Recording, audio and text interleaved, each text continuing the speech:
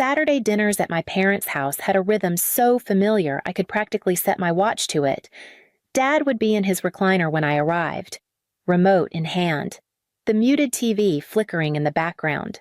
Mom would be bustling between the kitchen and the dining room, shooing me away if I offered to help, insisting I just relax as though that was possible in this house. The oak table was already set when I walked in, same patterned plates, same slightly frayed placemats. Dorian and Marla were seated across from each other, Marla's hair and makeup flawless as always, her phone face down beside her wine glass like it was resisting the urge to check in. Dorian was grinning in that way that usually meant trouble was about to follow. We'd barely made it through the salad when he dropped it. "I've decided to sell the apartment," he said, leaning back like he'd just announced a vacation plan. "We're going to open our own place. A gourmet fusion burger bar, craft buns, locally sourced toppings. The works." Mom's fork clinked against her plate. "Oh, that's wonderful." "Honey," she exclaimed, eyes shining. Dad nodded with a smile that could have doubled as a campaign poster. Marla rested a manicured hand on Dorian's arm, her expression warm, almost smug. "We've found this perfect spot on Madison Street. It's going to be amazing." I froze mid-bite. "You're selling your apartment, the one Grandma Evelyn left you?" "It's an investment," Dorian said, his tone edged with impatience. "You have to take risks if you want rewards." I set my fork down. "Have you considered taking a business loan instead? That way you keep the property as an asset in case things don't work out." Dorian gave a short laugh. "This is why you've always played it safe. Cambria. You're too afraid to live a little." Mom jumped in before I could respond. Now, let's not get into one of your debates. It's a lovely idea, and we should support it." I took a sip of water, forcing a smile I didn't feel. The rest of the meal passed in fits of small talk, but every word felt thin, every laugh rehearsed. Dorian spoke of menus and social media strategies. Marla added bits about decor and branding, and my parents soaked it all in like gospel. By dessert, I'd stopped contributing entirely. I kept picturing the apartment, the polished wood floors, the balcony that caught the evening light, and wondered how long it would take before they realized what they were giving up. When I left that night, the echo of their excitement stayed with me all the way home, along with the quiet certainty that I'd just witnessed the start of something that would end badly. Driving home from dinner, I couldn't stop thinking about the apartment. It wasn't just a piece of real estate, it was the crown jewel of Grandma Evelyn's estate, and she'd chosen to give it to Dorian. I still remembered the day her will was read. Dorian was beaming before the attorney had even opened the envelope, as if he knew what was coming. He got the downtown penthouse with its skyline views and marble counters. I got a modest 2-bedroom on the east side, older, quieter. Nothing to brag about, but mortgage-free. Grandma had pulled me aside afterward, her hand cool in mine. "You've always valued stability over flash." She'd said, "This place will keep you safe." I didn't resent her choice, but even then I knew she was giving Dorian a gift he could turn into either a legacy or a disaster. The pattern had been set long before that day, as kids. If Dorian wanted something badly enough, the whole house bent around his will. When Mom bought him the wrong color bike, he cried until she exchanged it. When Dad said no to a second pair of designer sneakers, he staged a hunger strike until the box showed up. If I ever protested, I was told I was being dramatic or jealous by the time we were teenagers. Dorian's whims were treated like family projects. Dropping out of college to find himself, Mom said it was brave. Spending 3 months' rent on a motorcycle he didn't know how to ride. Dad called it living while you can, if I questioned him. The room would go cold. I learned early to keep my life separate. My apartment might not have a doorman or a balcony, but it was mine outright. I'd built my career carefully, moving from junior analyst to senior financial analyst at a firm where I actually liked my coworkers. My days had a rhythm work. Gym, dinner, a book, or some late-night market research for the promotion I was eyeing. Still, Seeing Dorian throw away a safety net most people would envy tugged at something I couldn't quite name. It wasn't envy. Not exactly. It was the weight of knowing how our family worked and how this would play out if things went wrong. And if I was right. It wouldn't be long before going wrong became the next dinner table topic, 2 months later.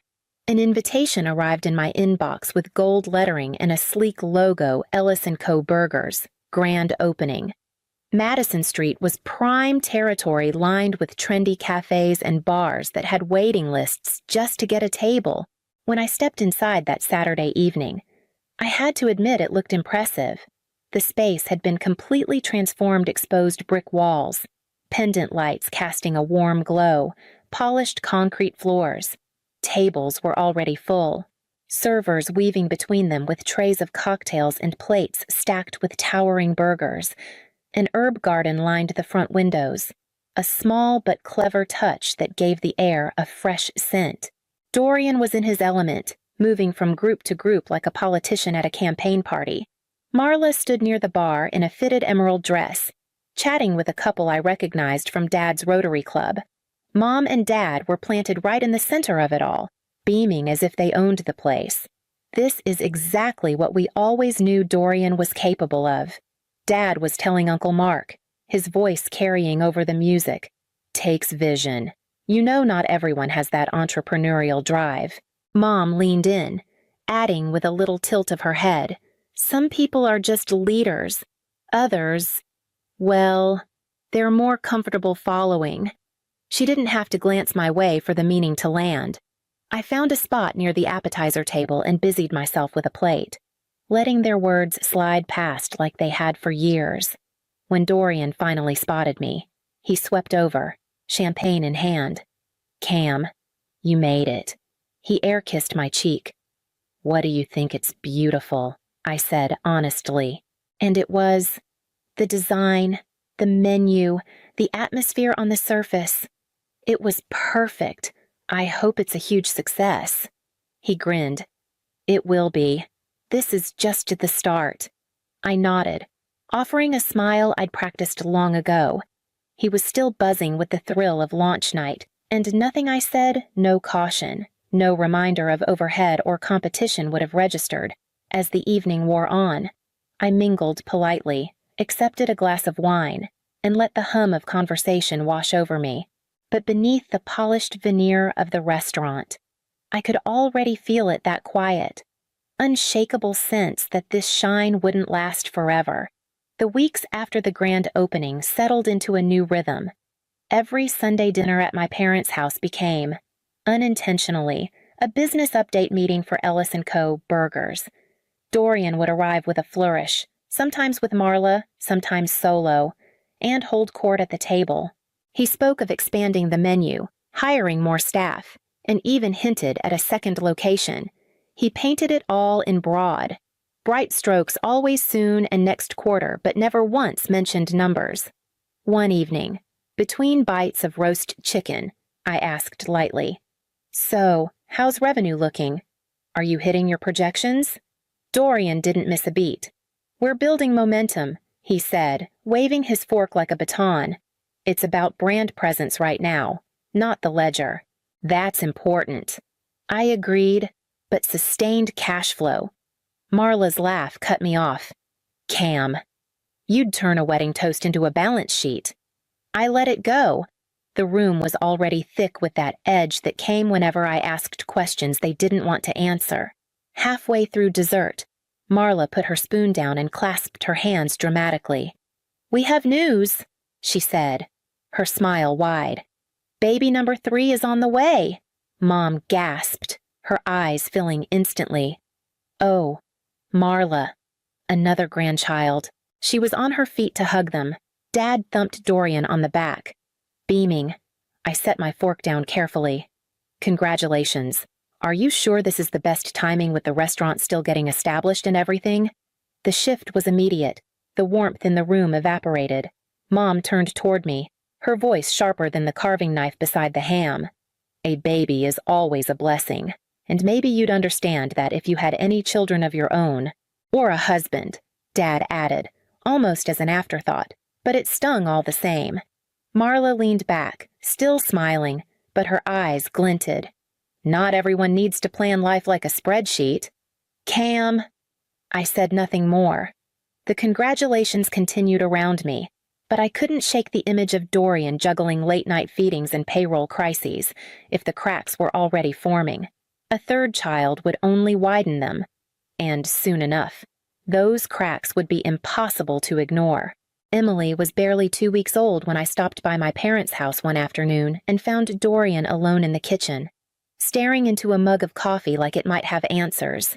The exhaustion on his face was impossible to miss dark circles under his eyes, a beard growing unevenly along his jaw. "How's the restaurant?" I asked, keeping my tone light. He hesitated before answering. "It's not where we thought it would be." He rubbed his forehead. "We've gone through 3 head chefs in as many months. Nobody likes Mike's menu changes, and suppliers are holding invoices longer than they should. Some bills are stacking up." It was the first time he'd dropped the act around me, and I almost wished he hadn't. "Have you thought about scaling back the menu?" Streamlining his shoulders stiffened. "We just need the right team. Once that's in place, we'll bounce back. Later." When I mentioned it to Mom over the phone, she dismissed it with a chuckle. "Every new business has rough patches. Your brother's just finding his footing." Dad echoed the same line when I saw him that Sunday. But the next dinner told me more than their words ever could. Dorian's updates were shorter, vague enough to pass for optimism if you didn't listen closely. Marla, dressed to perfection as always, filled the silence with bright chatter about marketing ideas and upcoming specials. Her smile never faltered, but her eyes darted toward him every time she spoke, as if gauging his reaction, between bites of roast beef. I watched the space between them not in their seating, but in the way they seemed to orbit separate worries. Whatever was happening behind the counter at Ellis & Co. was growing heavier by the day, and neither of them seemed ready to admit how close it might be to breaking. By the time dessert was served, I knew it was only a matter of time before those quiet confessions turned into public ones. By early spring, the decline was impossible to dress up. The once busy burger bar sat half-empty most nights, the lunch crowd a memory. The Instagram page that had once been filled with glossy photos of towering burgers and smiling patrons now posted sporadically mostly bland specials and awkward reposts from customers. When the news came that their main investor had pulled out, I wasn't surprised. Without that safety net, the debts began stacking faster than they could pay them. Vendors started demanding payment before deliveries. Rent was late. Payroll became a juggling act. I heard most of it secondhand small admissions from Dorian when he caught me alone. Snippets from my parents' phone calls where their voices were low and urgent. Then, one rainy Thursday, he admitted the inevitable. "We're selling," he said over the phone. The words flat. "The offer isn't great, but it'll keep us from losing the equipment to repossession." The sale went through in less than 2 weeks. The price barely covered the business debts.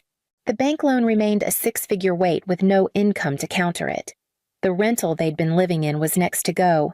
2 days later, my phone rang again this time. "Mom, we need you to come over Saturday," she said. Her tone clipped, almost formal. "Family meeting." I didn't need to ask what it was about. I'd felt this moment building since the first dinner when Dorian announced he was selling the apartment. Still, I agreed, knowing the decision had already been made without me. That Saturday, I drove over under a dull gray sky, the windshield wipers keeping time with my thoughts. When I walked into my parents' dining room, they were all there: Mom, Dad, Dorian, Marla, and the kids. The air was heavy, the kind of stillness that comes before a storm. Dad gestured for me to sit. "We've been talking," he began, his voice taking on the tone he used for pronouncements.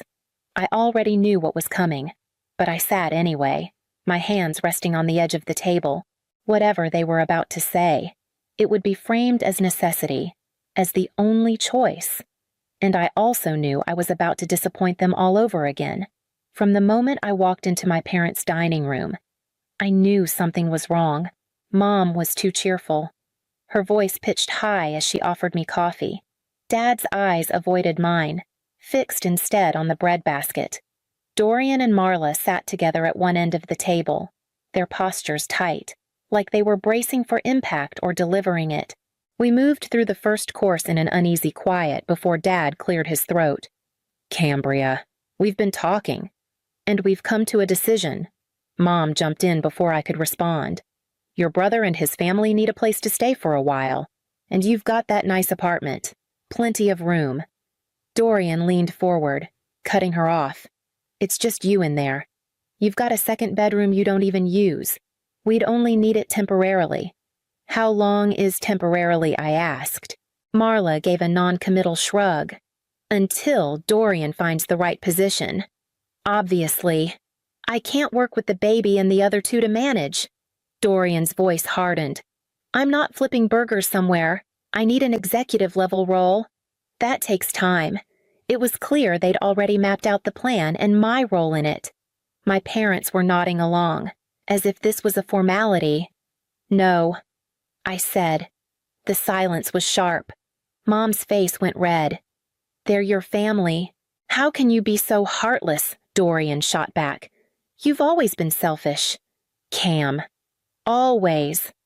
This is why Grandma left me the apartment she knew you'd never step up." And then Dad slipped, his tone defensive. "We told him you wouldn't mind. We said it was fine." The words hit harder than any insult. They'd already promised my home before asking me. I pushed my chair back. "You made promises you had no right to make. I'm not responsible for fixing this. Not now. Not ever." Their voices rose as I walked out, but I didn't stop. I already knew they weren't finished. The calls started that night. Mom's voice trembled with righteous indignation, demanding to know how I could sleep knowing my own flesh and blood might be homeless. By morning, my voicemail was full Dad lecturing about family duty, Dorian swinging between pleading and cursing, Marla sending long texts about how I was punishing the children for the sins of the parents. When I blocked their numbers, the messages shifted to email, then Facebook. Then came distant cousins I hadn't heard from in years, parroting lines about compassion and loyalty. It was exhausting, but not surprising. I decided to prepare for the inevitable. The next day, I called a locksmith. By evening, both doors had new locks, the spare keys useless. I booked a security company to install cameras at the porch, driveway, and back entrance. It wasn't paranoia, it was insurance. 3 days later, my phone buzzed with an alert from the security app while I was still at work, motion detected on the front porch. I drove home to find exactly what I'd expected Dorian. Marla and the kids, surrounded by suitcases and plastic bins. Dorian was at the door, jiggling a key in the new lock. He turned when he saw me pull into the driveway. "This isn't funny," he said. I stepped out of the car. "No, it's not. But neither is showing up uninvited with a key my parents gave you." Marla's voice was sharp. "You can't just leave us out here. You're trespassing," I said evenly. "Leave now, or I call the police." I held up my phone, thumb hovering. For a long moment, no one moved. Then Marla began gathering the kids. Dorian grabbed the bags. His glare locked on me. They left without another word. But I knew they'd be back in some form. They always were. The next morning, I called in late to work and spent the day touring rental listings. By noon, I'd found it a clean 3-bedroom in a decent neighborhood, walking distance to an elementary school, with a small playground in the complex. The landlord hesitated when I explained the tenants would have 3 children, but 6 months' rent paid up front changed his mind. It was a hit to my savings, but one I could live with. Saturday, I drove to my parents' house for breakfast, the apartment keys in my pocket and a folder with the lease terms under my arm. They were all there, Mom, Dad, Dorian, Marla, and the kids. Conversations trailed off when I walked in. I placed the keys on the table. It's a 3-bedroom on Maple Grove. 6 months' rent is covered. The lease starts Monday. Dorian glanced at the keys but didn't touch them. "That's it?" he asked, voice flat. "That's it," I said. "You have 6 months to get on your feet." "Dorian, that means any job, not just an executive-level role. When the lease is up, it's your responsibility to renew or move elsewhere." "I won't be helping again." Marla's smile was tight, her hand smoothing Emily's hair. "You think throwing money at us makes up for turning your back on family?" I met her gaze. "I'm not doing this for you. I'm doing it for the kids, so they have a roof over their heads." Dorian muttered something I didn't catch, but I didn't ask him to repeat it. I'd said what I came to say. I left before they could start in again, the sound of their low, heated voices following me out the door. 3 months passed without a word between us, from what I heard through a few persistent relatives. Dorian still hadn't found work, apparently. Anything outside executive level was beneath him.